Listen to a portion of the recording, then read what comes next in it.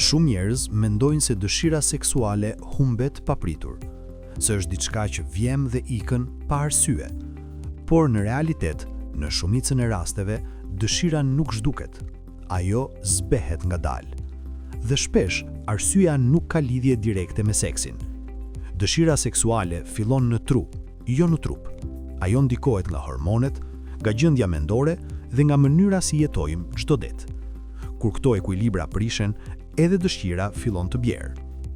Një nga faktorët më të fuqishëm është stresi. Stresi i vazhdueshëm e mban trupin në gjendje mbijetese. Truri fokusohet te problemet, presioni dhe shqetësimet.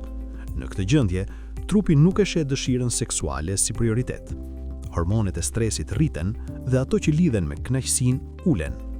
Shumë njerëz e ndjejnë këtë si mungesë dëshire, por justifikojnë me lodhje ose mungesë kohe. Një tjetër faktor i rëndësishëm është gjumi i keq.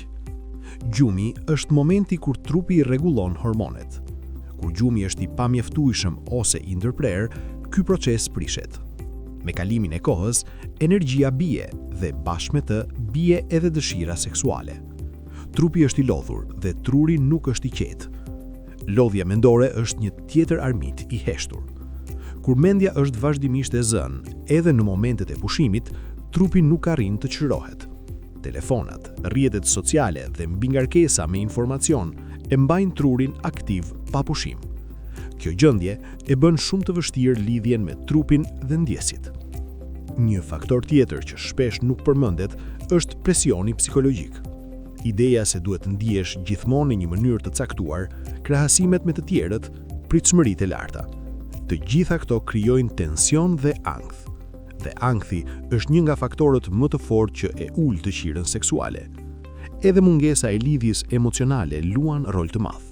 Kur komunikimi dobësohet, kur nuk ka më afërsi emocionale ose kur problemet mbeten të pasgjidhura, dëshira fillon të zbehet. Trupi dhe mendja janë të lidhura. Pa qetësi emocionale, dëshira e ka të vështirë të shfaqet. Një tjetër element i nënvlerësuar është stili i jetesës. Mungesa e lëvizjes, ushqimi i varfër dhe rutina monotone ndikojnë drejt për drejt në energjinë e përgjithshme. Dhe dëshira seksuale është pjesë e kësaj energjie. Të gjitha këto gjëra nuk janë shenja dobësie, janë sinjale.